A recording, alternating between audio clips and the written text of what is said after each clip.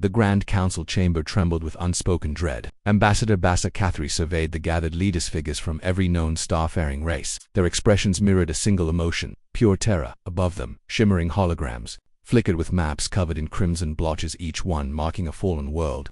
The galaxy was being devoured. Alt. Each red blot was more than a symbol. It represented entire civilizations erased by the Zephyrian hive parasitic creatures that tore through defensive lines like fire through paper. Talani Prime is lost, said Director Voss of the Science Council. Her usually vibrant blue skin was now deathly pale. 3 billion souls.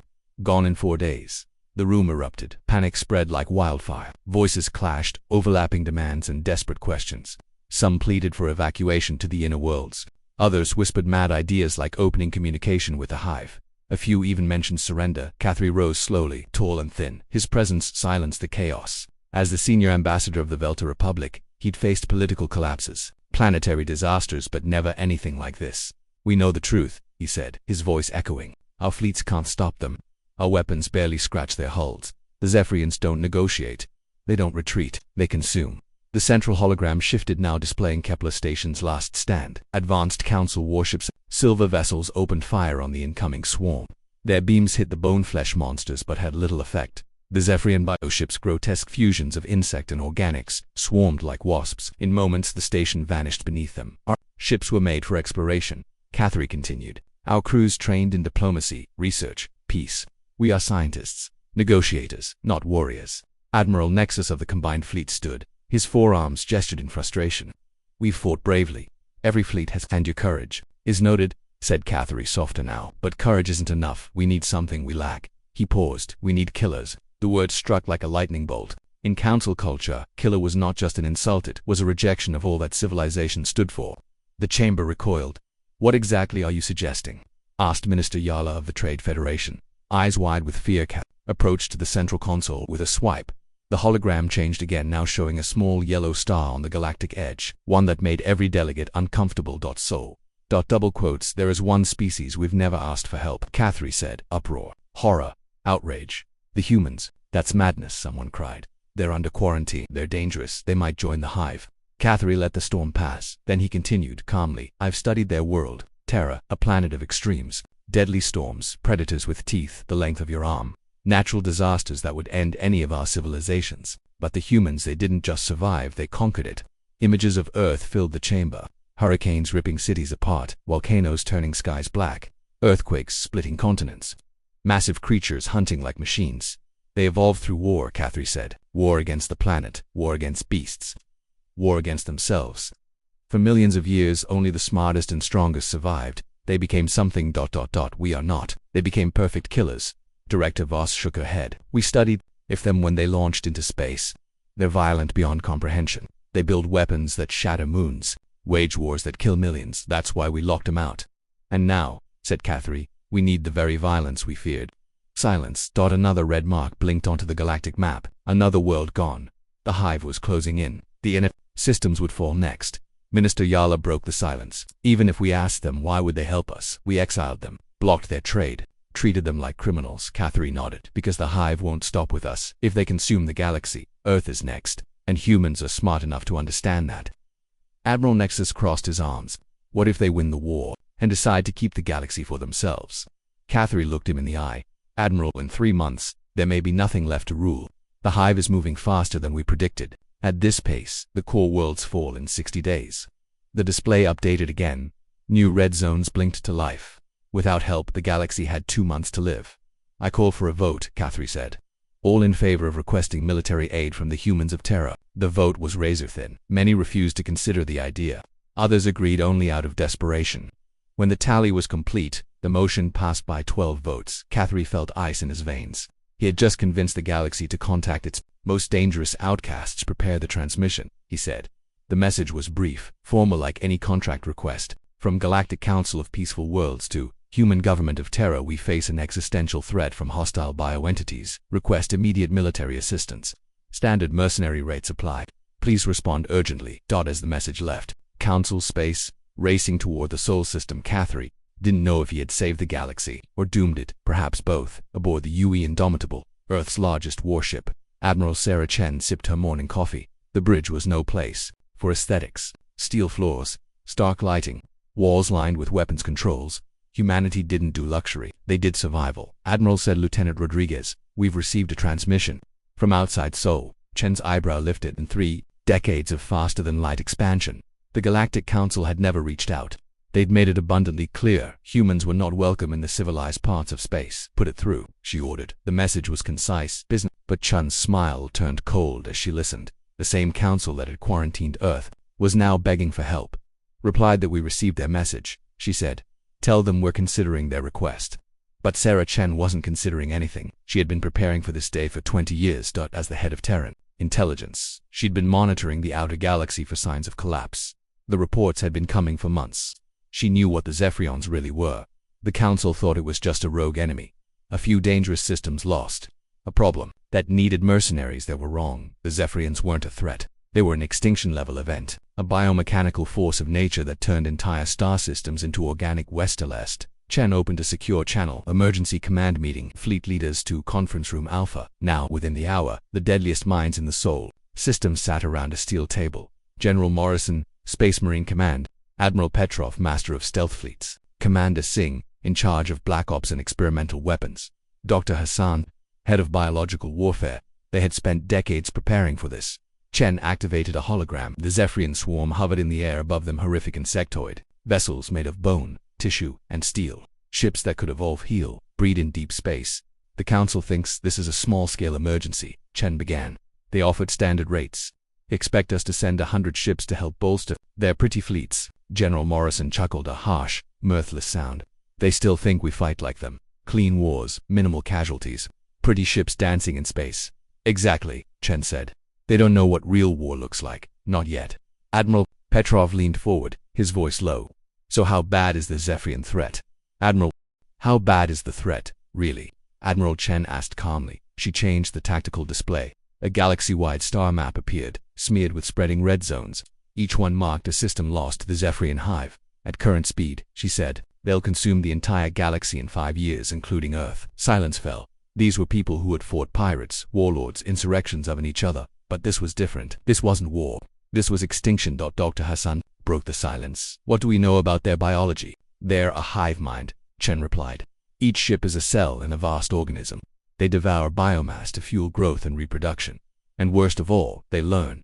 Singh interrupted grimly.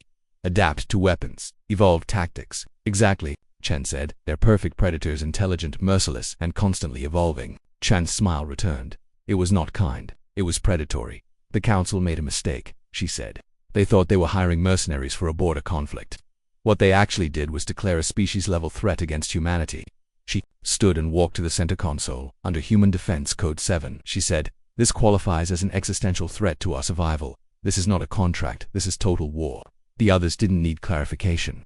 Human Defense Code 7 wasn't just protocol, it was a declaration. A signal that humanity would mobilize everything it had. Full mobilization, General Morrison asked. Chen nodded. Every fleet, every pilot, every marine, every weapon, every secret we've kept hidden in the shadows. We are not sending to help to the Council. We are unleashing the full wrath of Earth. Admiral Petrov whistled. The Council's in for a surprise. They wanted support, Chen replied. Now they'll see what it means when humans show up. She turned to her officers. Morrison, activates all marine divisions. I want every dropship prepped for orbital assault. Petrov, bring the stealth fleet online. We need recon behind enemy lines. Singh, authorize all experimental weapon systems. No safety protocols. We use everything. Dr. Hassan raised her hand. Admiral, do we initiate biowarfare development? The room paused. Biological weapons were outlawed by every species in Council space. Even humans had refrained. But the Zephyrians themselves were living weapons. Chen didn't hesitate. Do it, she said. Council laws don't apply. Humanity plays by survival rules. Within hours, the Sol system transformed. Shipyards halted civilian production and shifted to building warships.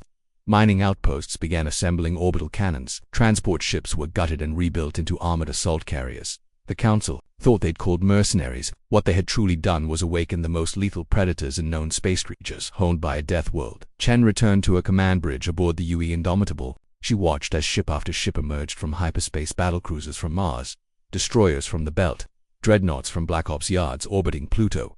Rodriguez, she said, send the Council our reply. Tell them we accept the contract. Tell them military deployment is underway. What numbers should I include? Admiral Chen looked out at the steel armada blanketing Earth's orbit like a planetary shield of war. Just say this, she replied. We are sending sufficient to forces, they'll understand what that means soon enough. As the message raced toward Council space, Chen was already outlining the first campaign battle that would mark the turning point in galactic history. The Council thought they were hiring soldiers instead. They had unleashed the apex predators of a death world. Ambassador Catherine was sipping his morning tea on the observation deck of the Council's orbital station when the first human ships appeared. At first, he assumed it was a sensor glitch, just a few contacts dropping out of hyperspace. Then, the second wave arrived. And the third. Alert command, he told his aide calmly. The humans have arrived, but something was wrong. They had expected a small fleet, perhaps 50, maybe 100 vessels. The sensors showed hundreds, then thousands. Cruisers and destroyers glided past the station's leak. Black, angular ships, built for one thing only: violence. Unlike the elegant white council vessels, these moved like wolves, silent, focused, lethal, sir, his aide said nervously. More ships incoming. Catherine turned to the long-range sensors. His cup slipped from his fingers and shattered. The fleet was still growing. Battleships the size of moons emerged from hyperspace, bristling with gun barrels wider than transit tunnels. Missile pods held payloads that could glass continents, armor so dense it could withstand an asteroid impact. Get Director Voss, Catherine ordered. Now. But before she arrived, the true warships came. They weren't just vessels, they were floating fortresses, kilometers long, moving like sleeping titans. They blocked out starlight. By the ancestors, whispered his aide. They brought everything. For 6 hours, more human ships arrived, some from hyperspace, some decloaking from stealth fields, others seeming to tear open reality itself. When Director Voss finally reached the observation deck, she looked pale. She said, "We have a situation." "How many ships?" "Over 20,000, she whispered. "And more are coming." Catherine's knees buckled. He clutched the railing. Double quotes, 20,000. "We asked for support, not a second invasion force." Voss nodded grimly. "And there's worse. Our scientists scanned their ships. They're not repurposed explorers. These are built purely for war." She brought up schematics. This destroyer could level a planetary city, that cruiser capable of breaking a moon apart. And these, she hesitated. We can't even calculate their firepower outside. The fleet blanketed the sky like a sea of metal. Smaller craft moved between larger ones, logistics ships, repair bays, mobile hospitals. This wasn't just a military force. It was a complete war machine. "There's more," said Voss. "We intercepted their comms. They're not speaking like contractors. They're speaking like soldiers preparing for a crusade." A voice cut in over the intercom. "Ambassador Catherine, please report to Docking Bay 7. We have an incoming shuttle." He hurried down. The shuttle that landed was small, jet black, shaped like a predator. No markings, only the Earth flag. The ramp hissed open. A single human stepped out. She wore a dark uniform with insignia he didn't recognize. Shorter than most council species, but her presence made Catherine instinctively take a step back. "Ambassador Catherine," she said. "I'm Admiral Sarah Chen, Terran Expeditionary Force. We need to talk." They moved to a secure conference room. Chen placed a data drive on the table. "Thank you for reaching out," she said. "This threat had to be dealt with." Catherine chose his words carefully. "We appreciate your response. However, we expected fewer ships, a few squadrons at most." Chen raised an eyebrow. "Ambassador," she said, "you didn't hire mercenaries. You declared a galactic-level threat. That made it our problem." She activated the display. A far more advanced version of the Zephyrian map appeared, human-made, complete with tactical overlays, growth models, and genetic breakdowns. "Your projections were wrong," Chen said. "They're not just raiding you, they're digesting your entire civilization." Catherine's throat went dry. "You predict ... 5 years. Chen shook her head. 18 months. Your analysts underestimated their replication curve. Every planet they consume fuels exponential growth." She changed the screen. It now showed the Terran fleet deployment. "This is why we brought everything," Chen said. "We're not here to help fight your war. We're here to end the threat permanently." Director Voss leaned forward. "Admiral, even with your strength, they've consumed hundreds of worlds. You can't match them ship for ship." Chen's expression turned sharp. "You're counting ships. We're calculating victory." She stood, gesturing to the endless wall of Terran steel outside. These ships weren't built for diplomacy, not for exploration, not even defense. They were built for one purpose. Catherine joined her at the viewport. "You really think you can destroy them all?" Chen didn't answer right away. Then, softly, "You contacted the wrong species if you wanted containment. But if you wanted something to die, we don't stop until it's extinct." Outside, new Terran ships arrived, stealth vessels, Ghost-class jammers, specialized cruisers unlike anything the Council had imagined. "How many more will you bring?" Catherine asked. "All of them," she said. "Every ship, every soldier, every weapon." Only then did Catherine understand. The Council hadn't hired soldiers. They had unleashed humanity. And soon, the Zephyrians would learn what that truly meant. Cruisers and destroyers locked into formation, creating defensive screens. Specialized Terran vessels moved into positions that made no sense to Council commanders but to humans trained in total war. They were flawless. On the Trilani system, Captain Valus of the Council cruiser Peaceful Dawn was fighting for survival. His sleek white vessel weaved through space, lashing out with elegant arcs of energy. But the enemy was relentless. The Zephyrian bioships, grotesque hybrids of flesh and bone, moved with horrifying precision, closing in from every angle. "Captain," called his weapons officer. "Energy strikes have minimal effect. Their armor is adapting too fast." Valus watched another allied ship dissolve under the swarm. The Zephyrians consumed it alive, absorbing both hull and crew to fuel their next stage. All ships fall back to the outer system. Delay them until reinforcements arrive. But there were no reinforcements. The nearest fleet was days away. Trelawney would fall, like all the others. Then the sensors picked up something impossible. "Multiple contacts incoming," the officer stammered. "Hundreds, no thousands." The human fleet arrived like a storm. They burst from hyperspace in waves, filling space with brutal angular ships. Unlike Council vessels, these weren't graceful or pristine. They were black, jagged, and bristling, with weapons, tools of death. "This is Admiral Sarah Chen of the Terran Expeditionary Force," came the transmission. "All Council vessels fall back. We'll take it from here." Valus wanted to argue. His pride refused to retreat. But then he saw how the humans moved. These were not ships. These were predators, living machines of war, designed not to patrol but to hunt. The Zephyrian swarm detected them. 200 bioships turned with coordinated menace, flowing toward the Terran line. They had no idea what they were walking into. Chen stood on her bridge, calm and composed. The tactical display pulsed red with enemy signals. "Target priority Alpha," she ordered. No survivors. What followed was not a battle. It was an execution. The human fleet fired first, not elegant energy beams but solid metal slugs, fired at relativistic speeds. Kinetic impacts shredded Zephyrian armor like paper. Next came the missiles.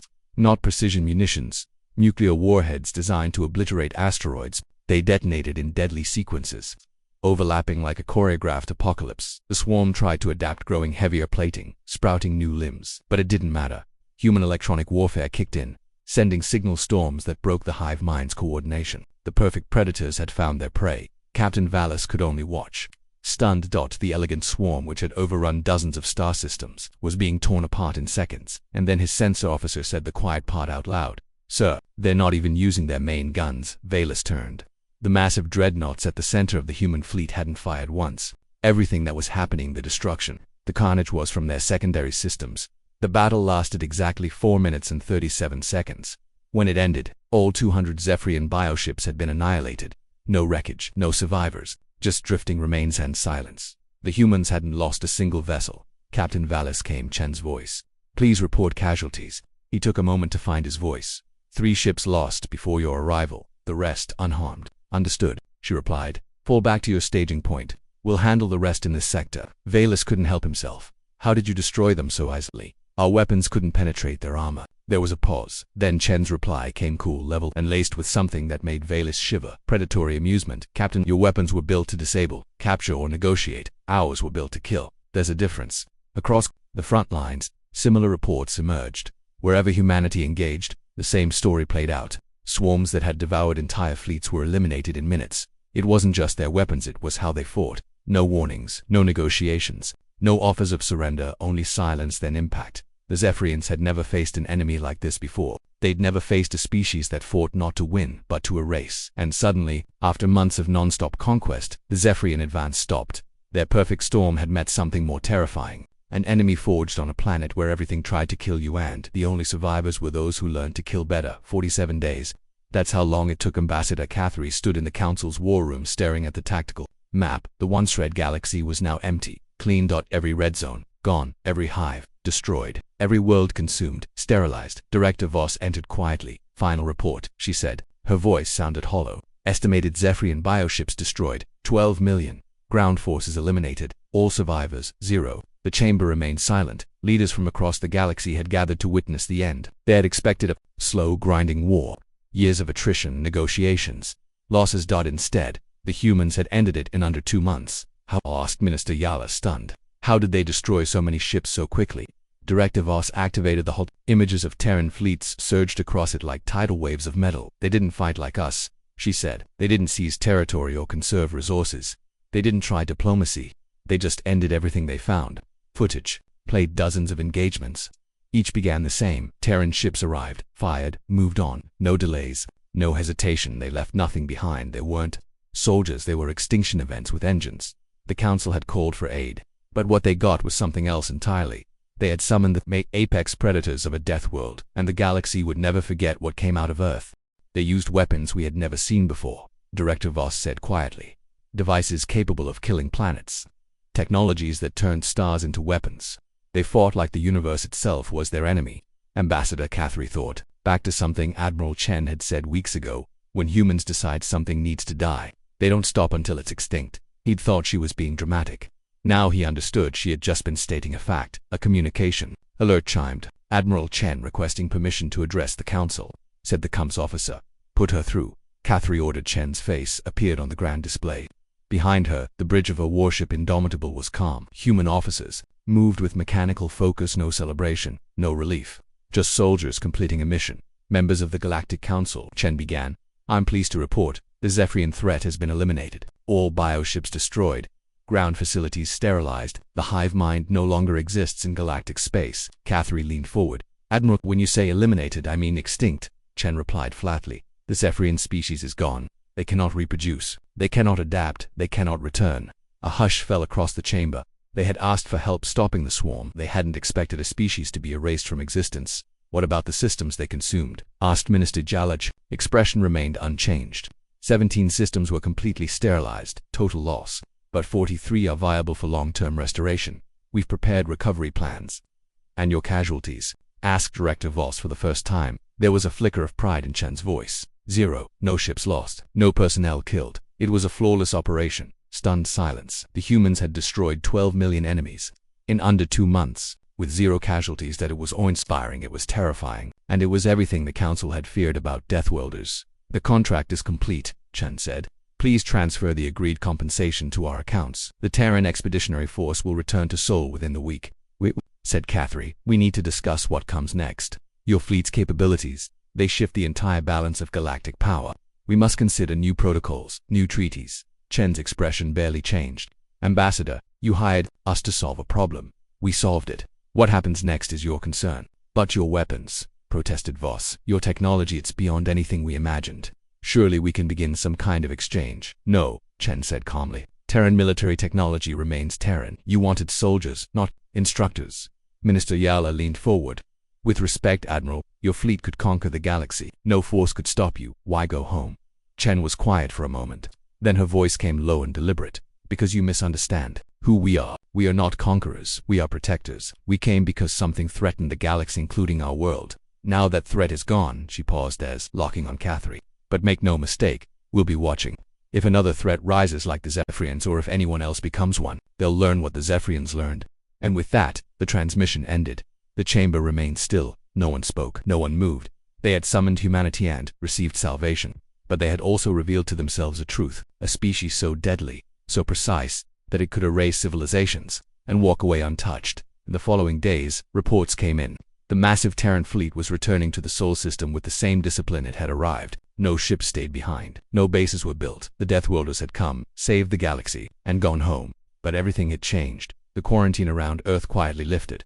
No explanation. No discussion. Because you didn't try to cage a species that could erase you in 6 weeks. Trade delegations began forming. Scientists begged to understand human tech. Military observers pleaded for a glimpse into their tactics. A species once treated as dangerous primitives was now the most respected and feared power in the galaxy. Char. I sat alone in his office, reviewing the final war report. 12 million enemy ships destroyed, entire star systems cleansed. A galaxy-consuming threat ended in 47 days. All by a species the Council once considered too violent to be civilized. A message flashed on his private terminal. It was from Admiral Chan, sent from her fleet as it departed Council space. Ambassador Katari, you asked why we brought our full armada when you only requested assistance. The answer is simple. When humanity faces an existential threat, we don't send help, we send everything. That is what makes us death. That is what kept us alive on a world that tried to kill us every day. And that is what saved your galaxy. The message paused, then continued. You are safe now. The Zephyrian threat is extinct. If the galaxy is ever in danger again, you know where to find us. We'll be waiting. Catherine leaned back in his chair and stared at the stars. The war was over. The Zephyrians were gone. But something far more powerful had been revealed. In a universe of predators, they had discovered the apex species. And for now that Apex was on their side, the quarantine was gone. The trade routes opened, and somewhere in the Sol system, the most lethal military force in galactic history settled back into silence. The galaxy had asked for help, and it got it human style, and nothing would ever be the same.